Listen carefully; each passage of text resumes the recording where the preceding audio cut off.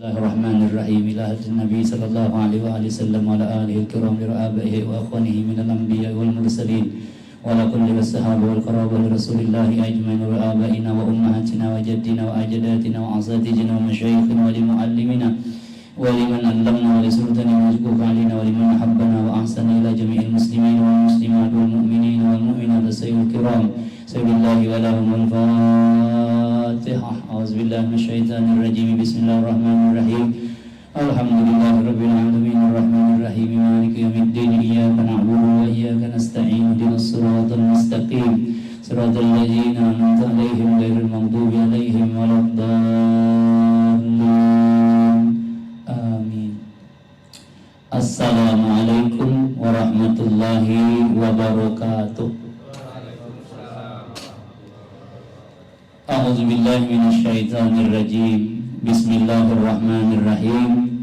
Alhamdulillahilladzi arsala rasulahu bil huda wa dinil haqq liyuzhirahu 'alad dini kullihi wa kafa billahi syahida.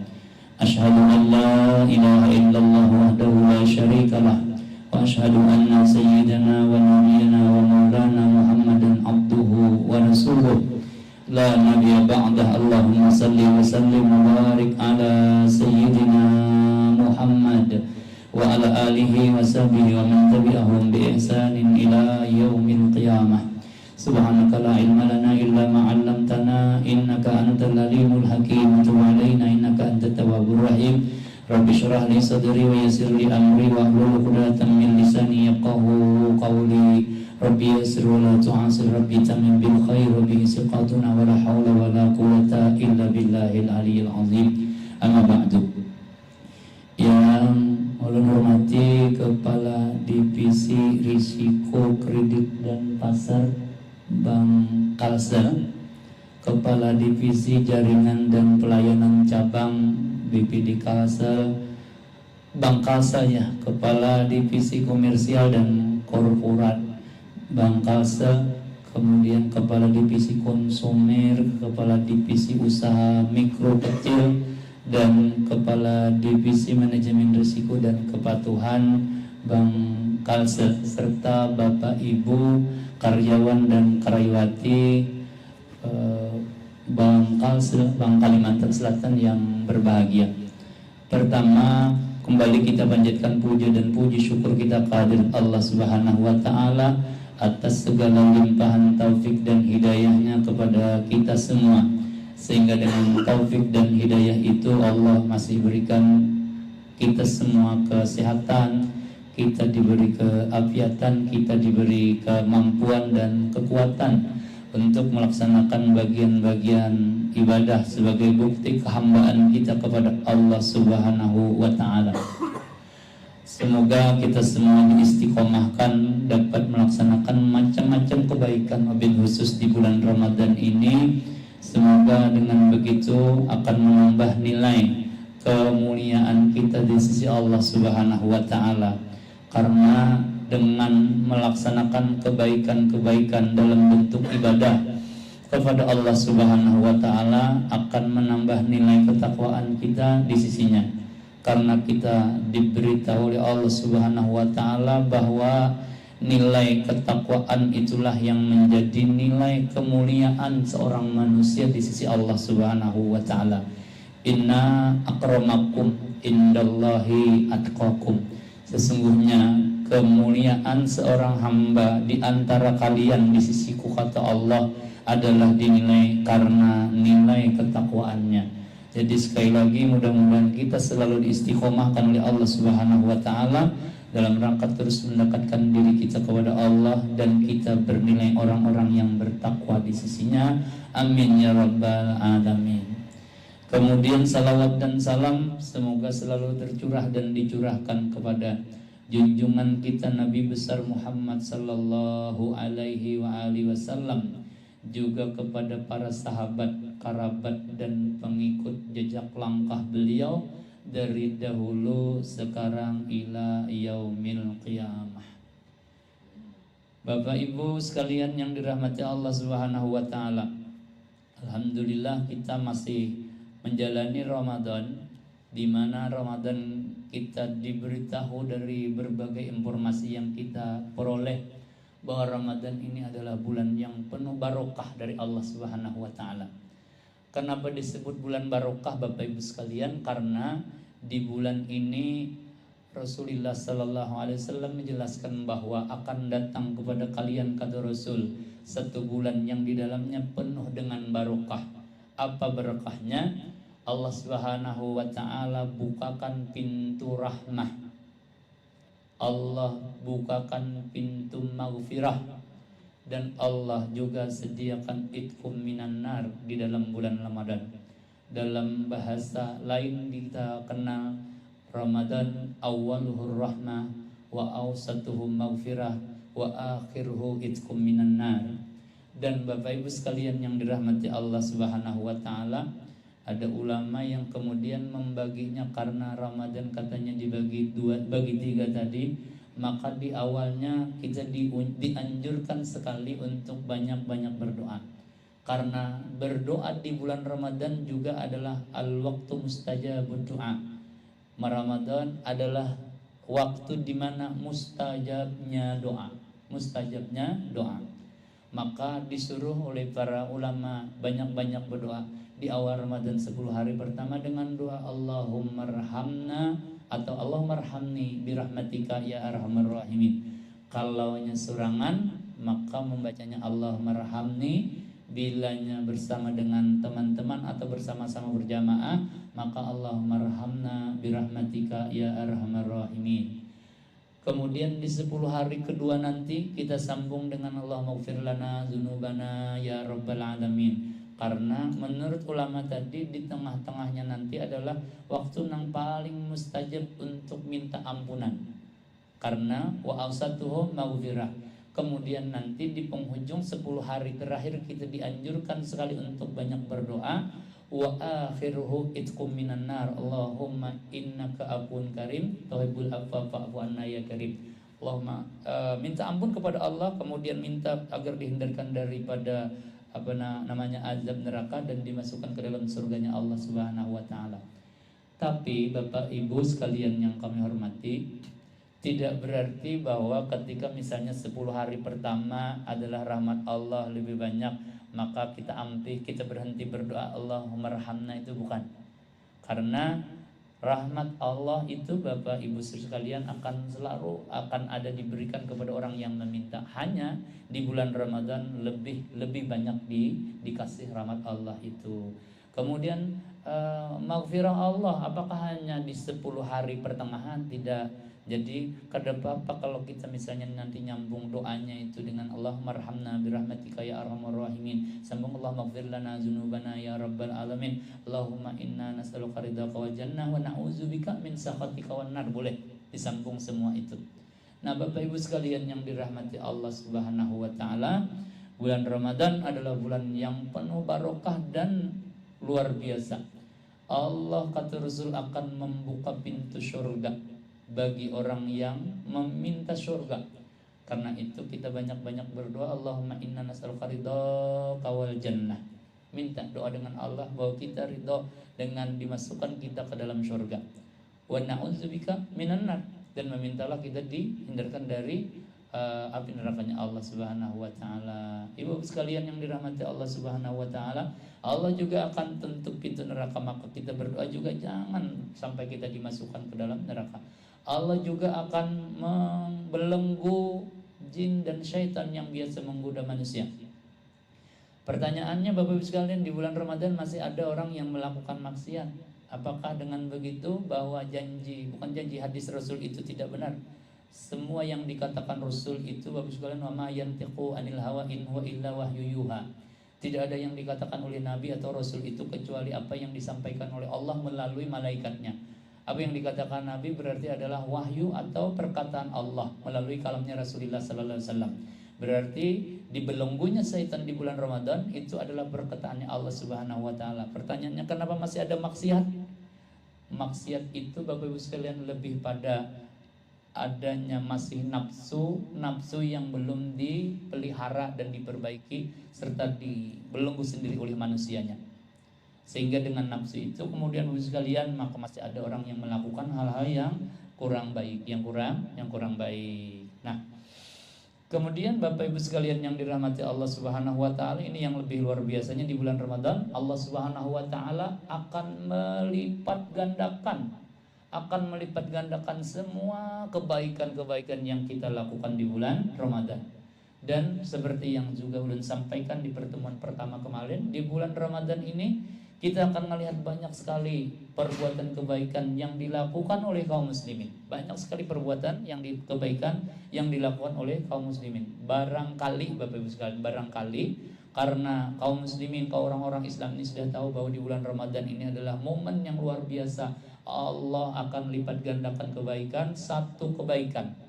Kalau di bulan lain dilipat gandakan 10 kali kebaikan, atau dilipat gandakan 100 kali kebaikan, atau dilipat gandakan pahalanya menjadi 700 kali dari kebaikan itu, maka di bulan Ramadan ini Bapak Ibu sekalian, Allah akan lipat gandakan dengan hitungan yang menurut Allah, dan itu terserah Allah Subhanahu wa taala. Maka Bapak Ibu sekalian, akan kita temui sekali lagi di bulan Ramadan macam-macam kebaikan.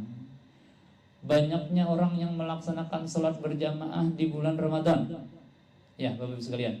Kemudian banyaknya orang yang mengaji Al-Quran atau tilawah Al-Quran. Mumpung masih di bulan Ramadan, Bapak Ibu sekalian, kita gunakan waktu untuk lebih banyak. Kalau misalnya tidak bisa banyak, kita bandingkanlah di luar Ramadan. Misalnya kita bisa mengaji Al-Quran itu satu halaman Al-Quran, kita tambahlah sedikit dari kebiasaan itu. Karena sekali lagi, momen di bulan Ramadan ini adalah waktu yang sangat bagus untuk memperbanyak kebaikan, karena pasti dilipat gandakan oleh Allah Subhanahu wa taala akan balasannya. Bapak Ibu sekalian yang dirahmati Allah Subhanahu wa taala, membaca Al-Quran di bulan Ramadan menjadi bagian kemuliaan tersendiri, karena Allah Subhanahu wa taala sendiri mengatakan, Syahrul Ramadan allazi unzila fihi al-Qur'an hudan lin-nasi wa bayyinatin minal huda wal furqan. Di bulan Ramadan, kata Allah, aku turunkan Al-Quran, yang di dalam Al-Quran itu nanti menjadi petunjuk dan cara untuk membedakan mana yang bujur, mana yang benar dan mana yang tidak benar. Minal huda wal furqan. Oleh karena itu Bapak Ibu sekalian yang menghormati, maka momentum bulan Ramadan sekali lagi kita gunakan untuk memperbanyak. Kalau tidak banyak, memperbanyak. Kalau biasanya satu halaman, bisa ditambahkan sedikit-sedikit daripada kebiasaan di luar Ramadan. Apa maksudnya Bapak Ibu sekalian? Membiasakan baca Al-Quran itu sama dengan kita membiasakan diri bersama Allah. Dalam sebuah kaidah Bapak Ibu sekalian, nanti ulun kada ingat dengan bahasa Arabnya, tapi dijelaskan begini.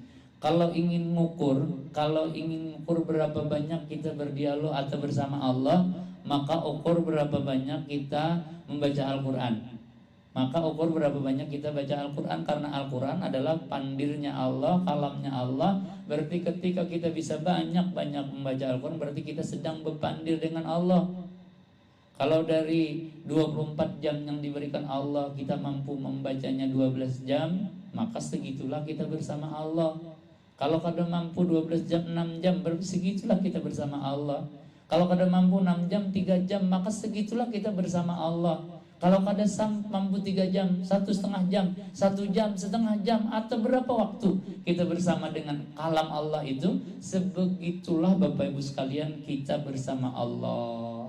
Dalam kaidah lain, dalam ilmu ulumul Quran dijelaskan Bapak Ibu sekalian, jangan sampai kita nih kaum muslimin ini pernah meninggalkan Al-Quran sampai lebih dari 3 hari. Jangan sampai kita tidak pernah terbaca Al-Quran itu lebih dari 3 hari. Karena orang yang meninggalkan Al-Quran lebih dari 3 hari, dia termasuk kategori orang yang fasik. Dan orang yang fasik ini Bapak Ibu sekalian adalah orang-orang yang dijanjikan akan menempati posisi ajab dari Allah Subhanahu wa taala. Oleh karena itu, maka sangat dianjurkan sehari itu paling kada ada pernah baca Al-Quran. Kalau misalnya Bapak Ibu sekalian, yang terabdal baca Al-Qurannya tentu dengan ngambil Al-Qurannya, ngambil air wudhu, baca mushafnya, kemudian duduk menghadap kiblat, itu yang paling abdol. Tapi kalau tidak bisa itu dilakukan karena mungkin terbentur dengan macam-macam kegiatan kita, maka Bapak Ibu sekalian ambil Al-Qur'annya, ya dibukalah di HP kita. Insya Allah di semua HP kita kan ada aplikasi Al-Qur'annya. Ya paling tidak dari situ. Meskipun begitu Bapak Ibu sekalian, tentu usahakan juga kita sehari-hari itu ada pernah megang mushaf Al-Qur'an.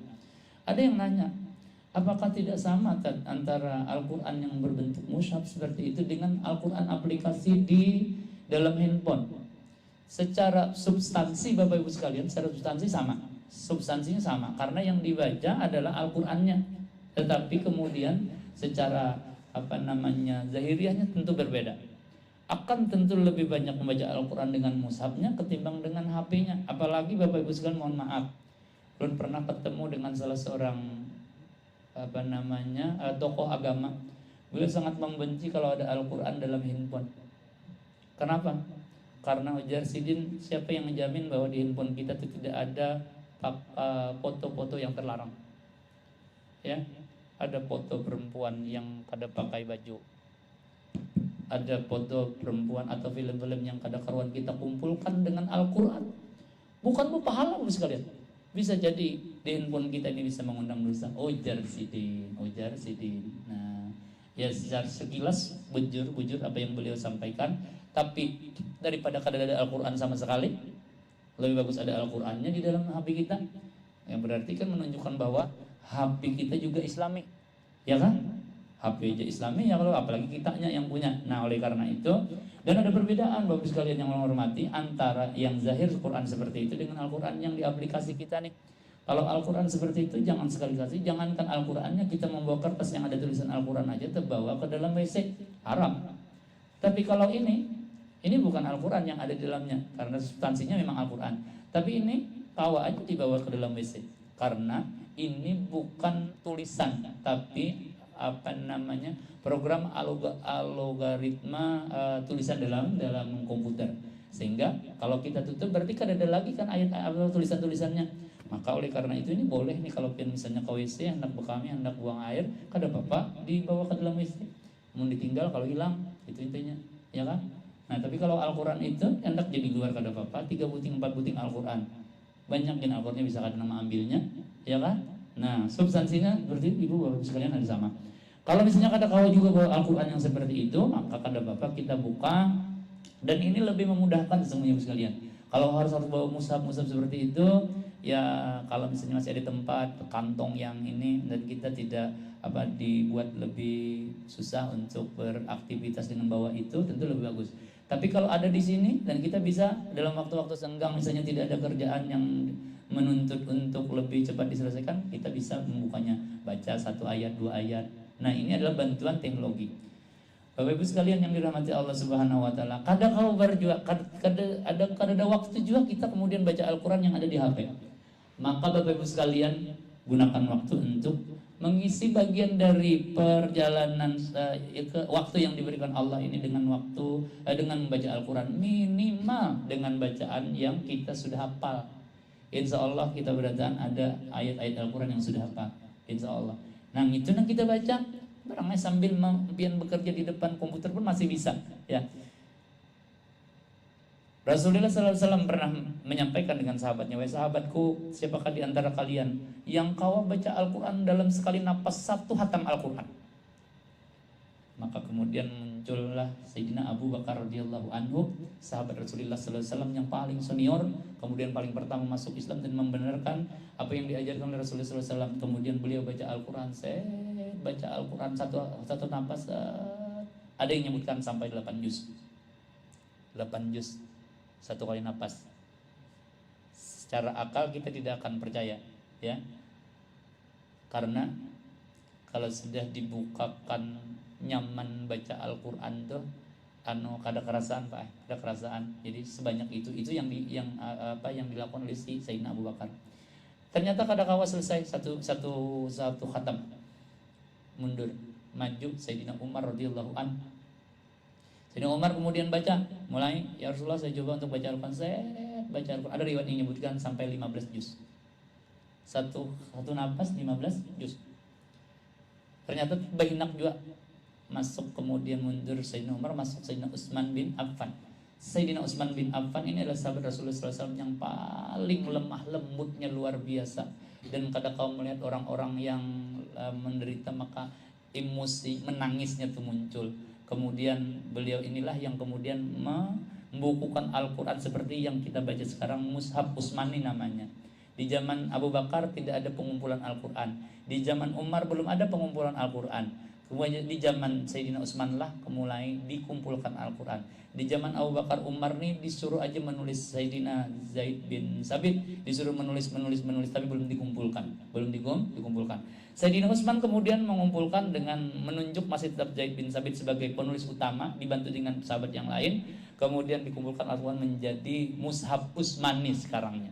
Mushaf Utsmani lah yang sekarang tersebar di seluruh dunia sebagai rujukan mushaf standar umat Islam yang paling nyaman dibaca.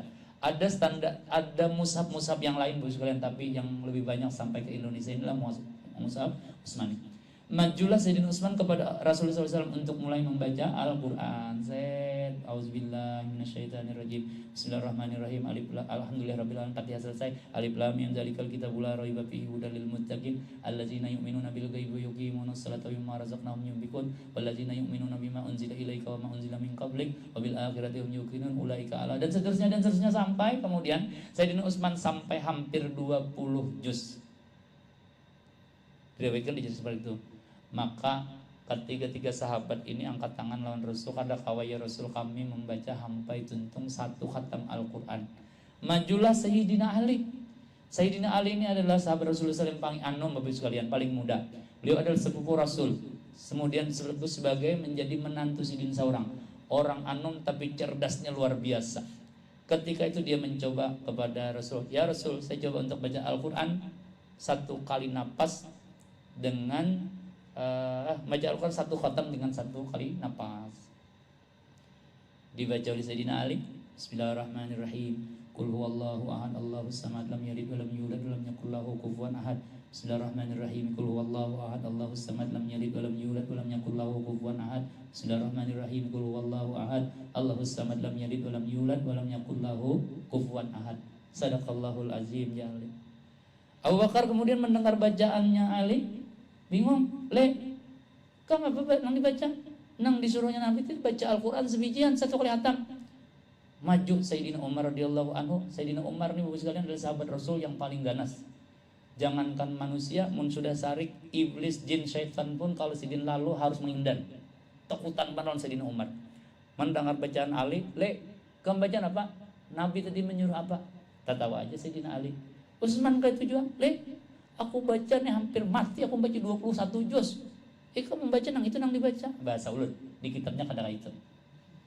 Maka ujar Ali, aku mampu membaca Al-Quran. Kadang mungkin kau kayak buhentian.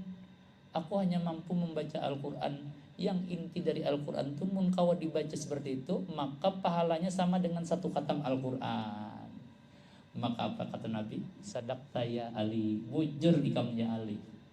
Nah, maksudnya apa Bapak Ibu sekalian? Mun kita kada kawa membaca Al-Quran bermushaf, membaca Al-Quran dengan mengambil air wudhu, kemudian duduk beristilah menghadap kiblat di atas pesahapan, kemudian baca Al-Qurannya, atau kada kau berjuang itu kita kada kau lagi juga menggunakan handphone untuk membaca Al-Qurannya, maka gunakan waktu kita membaca hafalan-hafalan kita. Apa nang hafal? Insya Allah itu menjadi bagian pengisi bulan Ramadan dalam rangka mendekatkan diri kita dengan Al-Quran. Bapak Ibu sekalian yang Allah hormati, pendawaman baca Al-Quran itu karena akan ngundang pian kita beratan mun sudah terbiasa baca Al-Quran. Hari ini pian baca Al-Quran selembar, besok selembar, esoknya lagi selembar, esoknya lagi selembar. 40 kali pian baca Al-Quran itu jangan berlebihan, setiap hari. Itu yang disebut dengan istiqamatul amal, istiqamah dalam beramal. 40 hari nang ke 41 karena pian kadosa beramal lagi, kadosa baca Al-Quran. Karena pian akan didatangkan perasaan ada yang tertinggal dari amaliyah kebaikan itu. Karena apa Bapak sekalian? Istiqomah dalam amaliyah tadi itu Bila itu kita lakukan dawam sampai 40 kali, maka kita diberi fasilitas oleh Allah malaikat yang memelihara amal kita itu. Maka kadosa lagi dipaksakan kayaknya pian akan berjalan sorangan nih, ngambil Al-Quran baca pulang. Karena esok ampih datang waktunya asal tak tinggal pulang ambil pulang Al-Quran. Orang yang terbiasa mendawamkan amaliyah itu Bapak sekalian sekali lagi akan diberi fasilitas Allah untuk memelihara amaliyah kita. Begitu juga dengan sembahyang berjamaah Bapak sekalian. Orang yang ngalih benar sembahyang berjamaah itu adalah sembahyang apa kira-kira? Nangalih benar berjamaah. Sembahyang zuhur, asar, maghrib, isya, subuh. Nang paling ngalih pulang sembahyang apa? Sembahyang subuh berjamaah itu paling ngalih. Ya kah? Ujar Nabi, andai umatku itu tahu betapa faidahnya orang yang bisa melaksanakan sembahyang subuh berjamaah itu, makanya akan mendatangi tempat sembahyang berjamaah itu dengan bating kaum, bekisut. Ya, tapi kita jarang udah tahu mungkin faedahnya tapi belum bisa mendawamkan itu. Nah, Bapak Ibu sekalian, kalau kita mendawamkan 40 kali subuh berjamaah, mulai dari takbir sampai salam, kada usah bewiritan kada Bapak. Imbahnya 4 takbir pertama sampai salam boleh. Esok itu pulang takbir pertama. Mun kau mau umpatin lawan wirid-wiridnya bagus. Maksud ulun ambil nang wajibnya aja, tapi itu didawamkan. Kemudian nanti hari ke-41 kada usah pian sembahyang karasi pian kada usah umpat sembahyang berjamaah. Maka pian kena akan dibangunkan oleh hadam amalan pian tadi itu. Itu yang menurut nanti untuk kajian-kajian tasawufnya, setiap amaliyah itu ada hadamnya jurang kayak tolak. Nah, hadam amaliyah itulah kan Nabu sekalian, hadam itu kada depan berupa iblis, hadamnya itu malaikat. Nang hadamnya berupa jin itu mun kita mencari ilmu nang kada karuan, itu hadamnya jin. Ulun pernah mengumpati pengajiannya tapi kada umpati ilmunya. Satu tempat di Banjarmasin ini hakun menyediakan macam-macam dan bayar duitnya untuk itu. Imbah itu jasidin apa aja yang digunakan untuk mencelakaikan pada kawa, parang, tumbak, kadang yang tadasnya. Tapi disuruh setiap kali hendak tulak perjalanan tuh mengiau hadamnya, dan hadamnya adalah jin. Nah, jadi setiap nak berjalan itu nang bakal mengawani adalah jin. Tapi kalau yang tadi sekalian kada. Yang tadi amalian yang bagus tadi, yang mengawani kita adalah khadamul amal kita, khadam amal kita. Dan khadam amal kita itu yang baik-baik itu pasti khadamnya adalah malaikat. Nah, oleh karena itu Bapak sekalian yang ulun hormati, bagus mun kau mendawamkan. Dan dawam itulah kemudian yang terus nanti akan mengundang hidayah Bapak sekalian. Dawam itu yang akan mengundang hidayah. Hidayah semalam ulun sampaikan, hidayah itu adalah kemampuan dan kemauan untuk melaksanakan taufik. Taufik semalam artinya paham. Paham ja, tapi kadang kau menggawi berarti belum dapat hidayah. Bagaimana cara mendapatkan hidayahnya? Sekalian adalah dengan cara mendawamkan pekerjaan yang kita tahu bahwa itu tadi bagus. Salah satu yang lainnya misalnya selain dari baca Al-Quran, salat berjamaah, di dalamnya ada sedekah. Apalagi di bulan Ramadan, Hadis yang kemarin membacakan al-jannatu mustaqatu ila arba'i nafarin. Itu bukan karena ngarang ada arba'in di sana lah. Lu ngambil hadis itu kira-kira karena ustadznya ini ada ngarang arba'in di situ, bukan. Jadi karena hadisnya nyebut seperti itu. Surga itu kata Rasul merindukan 4 golongan dari manusia. 1, talil Quran, orang yang terbiasa mentilawakan lidahnya dengan Al-Quran, itu akan dirindukan oleh surga. Yang kedua adalah wahibzul lisan, orang yang memelihara lisannya. Termasuk memelihara lisan adalah dengan membaca Al-Quran, adalah memelihara lisan tuh sekalian. Tapi Bapak Ibu sekalian yang hormati pada perkembangan, nanti kalau kita baca Al-Quran bagus juga sambil belajar maknanya, paling tidak kalau tidak tafsirnya Bapak Ibu, supaya bacaan kita itu tidak hanya sekedar tilawah, bukan hanya sekedar tilawah. Tilawah itu kan bacaan. A'udzubillahi minasyaitonirrajim, bismillahirrahmanirrahim, wadduha, dan seterusnya, itu tilawah. Kita kada paham artinya, itu juga sudah mendapatkan pahala Bapak sekalian. Tapi kalau kita membaca Al-Quran kemudian kita paham maknanya Bapak sekalian, maka itu akan jauh lebih dari hanya sekedar pahala tilawah, karena di dalamnya ada tadabbur.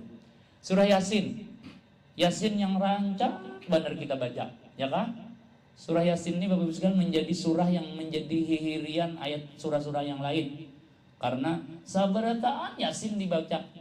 Orang manajak rumah Yasin, orang hendak bernikahan Yasin, orang berselamatan macam-macam Yasin, orang hendak berkawin macam-macam lah dibaca Yasin. Setiap malam Jumat membaca Yasin juga lah.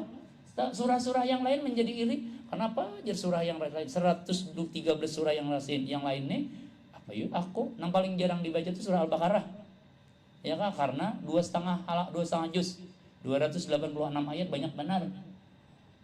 Kenapa Bapak sekalian jadi rancak orang menggunakan surah Yasin? Karena ada juga yang menyebutkan bahwa Yasin itu adalah jantungnya Al-Quran. Jadi kalau memegang atau sudah membaca jantungnya Al-Quran itu terdeteksi seberatan yang lain. Amun Yasin aja mati, kada pernah tajapa-japa, kada pernah baca-baca, apalagi Quran yang lain, gitu maksudnya. Nah, Bapak sekalian, di dalam surah Yasin itu, ada satu ayat, pun kada ingat, 164 atau 146. Insya Allah kita beratan hafal nih. Al-yawma nakhtimu ala afwahihim wa tukallimuna aydihim wa tashhadu arjuluhum bima kanu yaksibun. Itu ayatnya. Amun kita membaca aja ayat ini berpahala. Akan lebih berpahala dan akan lebih banyak berpikir Bapak Ibu sekalian kalau kita membacanya dan tahu artinya. Al-yawma nakhtimu. Pada hari itu kami akan tutup. Apa yang ditutup oleh Allah? Ala afwahihim. Kami tutup mulut-mulut mereka. Wa tukallimuna aydihim, dan yang akan berpandir itu adalah tangan-tangan mereka. Wa tashhadu arjuluhum, dan yang menjadi saksi itu adalah batis-batis mereka, kaki-kaki mereka. Bima kanu yaksibun, dengan apa yang mereka lakukan di dunia. Satu ayat ini aja Bapak Ibu sekalian, kita paham maknanya, kita maksudnya, kita paham artinya, kita akan berpikir menggawin yang ada bagus. Terjemahan ayat ini, tafsir ayat ini Bapak Ibu sekalian adalah sekarang muntung belum sampai di akhirat nih, bukan sampai harinya, tapi sekarang sudah dibuktikan oleh Allah Subhanahu wa taala. Orang banyak sudah nangkau melihara muntung. Kada berpandir kada, tapi berpindah muntungnya ke tangan. Yalah. Muntungnya sekarang pindah ke tangan, ya. Muntungnya pindah ke WA, muntungnya pindah ke Facebook, muntungnya pindah ke TikTok. Ya. Ibu bapak sekalian yang dirahmati Allah Subhanahu wa taala, bisa jadi nanti suatu saat kita akan lebih banyak berpandir lagi, tapi yang banyak berpandir adalah tangan kita. Wa tukallimuna aydihim, dan yang akan berpandir nanti adalah melalui media sosial, adalah muntung-muntung kita. Wa tashhadu arjuluhum, dan nanti yang akan bertanggung jawab, yang akan menjadi saksinya adalah batis kita. Bima kanu yaksibun. Nah, oleh karena itu, Bapak Ibu sekalian yang menghormati, maka menjadi bagian yang juga harus kita pahami membaca Al-Quran. Munnya kawa ditingkatakan tunggal dikitan kada kawa pang langsung belajar tafsirnya, belajar terjemahnya dahulu. Mbah kaina, mbahnya pindah paham bagus terjemahnya, langsung ke tafsirnya bisa kayak itu Bapak Ibu sekalian. Bapak Ibu sekalian yang dirahmati Allah Subhanahu wa taala, talil Quran wa hifzul lisan wa mutmi'ul ji'an. Dan hadisnya semuanya adalah orang yang berbagi dengan orang lain, orang yang berbagi dengan orang lain, orang yang memberi sedekah kepada orang lain, orang yang meluangkan zakatnya untuk orang lain, orang yang memberikan infaknya untuk orang lain, baik untuk ke badan wakafnya atau kepada individunya atau kepada lembaga. Bersedekah itu, Bu sekalian, Bapak sekalian, lebih utama sesungguhnya kepada zawil qurba. Zawil qurba itu adalah keluarga dekat. Ulun baisi dangsanak 1, 2, 3 misalnya. Dan 1, 2, 3 ini adalah orang yang memenuhi kriteria untuk diberikan sedekah. Di sebelah rumah ulun ada juga 1, 2, 3 tetangga yang kada ada hubungan darahnya lawan ulun tapi bertetangga. Ini namanya pokoknya tetangga lah. Zawil qurba wal yatama wal masakin, ada di dalam yang mendapatkan hak itu. Nah, tetapi Bapak sekalian, kalau kita bersedekah dengan 3 orang saudara kita yang kebetulan memenuhi standar berhak untuk mendapatkan apa yang kita keluarkan, maka lebih besar pahalanya kepada zawil qurba ini ketimbang tetanggang ini. Bukan berarti menafikan tetangga, bukan ya, tapi karena keluarga kita lebih ada yang memerlukan itu, maka keluarga lebih diutamakan. Kenapa Bapak sekalian? Karena ada 2 nilai yang akan kita dapatkan. Satu, ketika kita memberikan berbagi dengan orang yang keluarga yang memenuhi standar tadi, kita pertama adalah menyambung silaturahim keluarga, silaturahim. Yang kedua adalah menunaikan zakat kita atau menunaikan pembersihan harta kita. Jadi dua nilai ini yang akan kita dapatkan. Sementara kalau kita hanya ini, maka kita hanya menyelesaikan pembersihan harta kita. Tetangga tetap tetangga, tanpa bukan mengetepikan silaturahimnya, tapi dengan saudara itu lebih utama. Bapak Ibu sekalian yang dirahmati Allah Subhanahu wa taala, maka ada himbauan dari Nabi Shallallahu alaihi wasallam, ujar sidin, jangan terlalu apik lawan harta, jangan terlalu apik. Apik itu apa ya? Apik dalam bahasa Banjar, kalau dalam bahasa Indonesia apa? Pelit. Nah, jangan terlalu pelit dengan harta. Bapak Ibu sekalian, karena nanti ada cerita sedikit. Ada satu keluarga, ada mama, ada abah, ada anak. Anaknya ini Bapak Ibu sekalian dididik bagus oleh abahnya, karena abahnya seorang yang pemurah benar sidin. Kemudian anaknya minta macam-macam, dikasih sidin. Orang kalau ada kelebihan barang dikasih dengan orang lain, berbagi ketujuh berbagi. Sementara sang istri Bapak Ibu sekalian, ini adalah manusia super pelit. Anaknya hendak minta, "Ma, tukarakan es." Kada ada duitnya, minta ke mana baikam. Nah, kayak itu. Model kayak diputar kayak itu. Nah, apalagi dengan orang anaknya aja kada dibaliknya. Luar biasa pemalar benar mamanya nih dalam bahasa Banjar. Kemudian Bapak Ibu sekalian, anak ini kemudian satu saatnya dalam nikahnya dijelaskan dalam kitab ini, diperlihatkan anak ini abahnya dan mamanya ini nanti sudah meninggal dunia. Kemudian Bapak Ibu sekalian, anak ini bermimpi kemudian melihat mamanya ini di dalam neraka disiksa oleh Allah Subhanahu wa taala karena sangat pemalar tadi itu. Kemudian setelah itu maka berucaplah, "Ma, kenapa maka pian berada di dalam neraka ini? Padahal abah orangnya bagus benar." Ujar mamanya ini, "Bang Bahari, kira-kira sebabnya aku nih jadi dikumpulkan oleh Allah kepada ahli neraka oleh Allah Subhanahu wa taala karena aku Bahari pemalar benar." Tetapi bukan ada yang aneh. Anaknya nih melihat ada yang aneh, mamanya ini selalu memegang kayak semacam pulpen gitu. Nah, ada benda yang dipegangnya kemudian ini benda inilah yang kemudian menjadi pelita hagan mamanya ini. "Mama, napa nang pian pegang itu?" Ujar mamanya, "Nak, ini pang sebuting-butingnya harta nang pernah aku bariakan, dan inilah nang akan mengurangi bila aku kepanasan aku japeng ini berkurang panas neraka ini." Apa artinya? Bahwa ternyata kalau ada kita memberikan sesuatu yang bermanfaat orang lain, ketika itu dipakai oleh orang lain maka terasa manfaat itu. Sehingga Bapak Ibu sekalian, itu terkait juga nanti dengan amal jariah. Ya, kalau misalnya amal jariah itu, ini orang ini musola nih. Kemudian musola ini disumbang oleh siapa? Kemudian kita nanti meninggal dunia, kita kada pernah menyembahyangi musolang ini, kita kada pernah tahu lagi menunjuk duitnya, tapi kena di akhirat kita akan menerima hari Rabu tanggal 20 Maret 2024 inilah pahala ikam swanangai bahari karena langgar ikam sembang bahari digunakan untuk sembahyang berjamaah sini orangnya, kemudian disambung dengan tadarus dengan ceramah agama, ngalir pahalang itu. Kayaknya kita keluaran pemandak pulang, kayaknya disembahyangi lagi nyambung pulang, begitu yang disebut dengan amal jariah. Nah, sementara Bapak Ibu sekalian yang Allah hormati, abahnya ternyata juga dimimpikan oleh anak. Ternyata ujar anaknya ini tetamu dengan abahnya ternyata berada di dalam surganya Allah sambil menggayung telaga Kautsar, telaganya Rasulullah SAW, sambil bagi-bagi dengan orang lain. Ada orang datang langsung diciumkan bajunya, kemudian diminum. Siapa yang meminum telaga Kautsar itu, kata Rasulullah SAW, tidak akan pernah merasakan haus lagi sepanjang hari kiamat itu. Karena sidin ini kada meminum lagi, berbagi telaga Kautsarnya berbagi. Maka ketika itu Bapak Ibu sekalian, anak ini mendatangi abah, "Ingatlah lawan ulun." "Ingat benar ke anakku kalau di sini." "Ingat." "Inggih bae." Bintung pian masih ingat lawan ulun. "Mama Bang Bah, ingatlah." "Ingat benar di sini maikam, tapi di mana kawah ini?" "Ma, kada ingatlah lawan abah, lawan mama Bah." "Abah, mama, abah." "Mama bae di neraka. Tolong ibah." Ujar abah, "Kada kawah lagi, sudah di sini. Kada kawah lagi, sudah, kalau sudah di sini."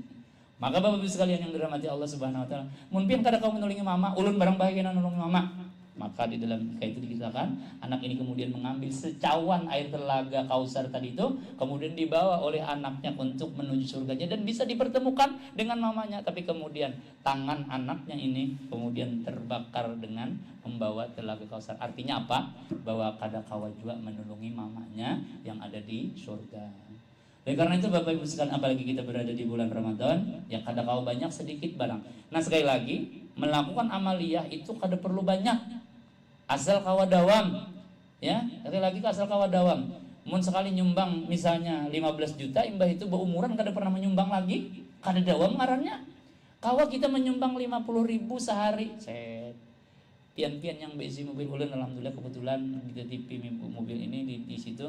Ulun bila kawan akan di sekolah itu berpintahan, ulun baru duit ribuan atau 2 ribuan tuh, karena anak mendawamkan belajar menyumbang. Kada banyak lewat di ada polisi 1000-an malah. Nah 1000 pian doa polisi 1000-an itu lagi jaga kawa 5 ribuan lah, luar biasa. Terima kasih Mang, mudahan pian sugih janya kada. Nah, 1000 aja 2 kali bulan sugih, apalagi 5.000, apalagi jakanya ada nang hijau nang abang sampai 50.000, liwar mau bangkat tinggi benar tangannya. Nah, Ibu sekalian yang dirahmati Allah Subhanahu wa taala, begitu yang dapat ulun sampaikan, mudah-mudahan bermanfaat apa yang ulun sampaikan ini khususnya untuk pribadi ulun sendiri kaum amalkan dan kita baratan. Mudah-mudahan Allah istiqomahkan kita dan Allah tetap berikan taufik dan hidayahnya lawan kita baratan. Amin ya rabbal alamin. Hadhihi niyyah al-Fatihah. Auzubillahi minasyaitonir rajim. Bismillahirrahmanirrahim. Alhamdulillahirabbil alamin arrahmanir rahim maliki yaumiddin. Iyyaka na'budu wa iyyaka nasta'in. Ihdinas siratal mustaqim siratal ladzina an'amta 'alaihim ghairil maghdubi 'alaihim waladdallin. Amin. Amin ya Allah ya rabbal alamin. Bismillahirrahmanirrahim. Alhamdulillahirabbil alamin. Allahumma shalli wa sallim wa barik ala sayyidina wa nabiyyina wa maulana Muhammad wa ala alihi wa sahbihi wa barik wa sallim ajma'in. Allahumma arhamna bi rahmatika ya arhamar rahimin. Allahumma arhamna bi rahmatika ya arhamar rahimin. Allahumma arhamna bi rahmatika ya arhamar rahimin. Allahumma rabbana taqabbal minna salatana wa siyamana wa qiyamana wa ruku'ana wa sujudana wa takhashu'ana wa tadarru'ana wa ta'budana wa tamim taqsirana ya Allah ya arhamar rahimin. Rabbana atina fid dunya hasanah wa fil akhirati hasanah wa qina adzabannar. Sallallahu ala sayyidina Muhammad wa alihi wa sahbihi wa barik wa sallam. Alhamdulillahirabbil alamin. Minta halal minta ridha barataan. Assalamualaikum warahmatullahi wabarakatuh.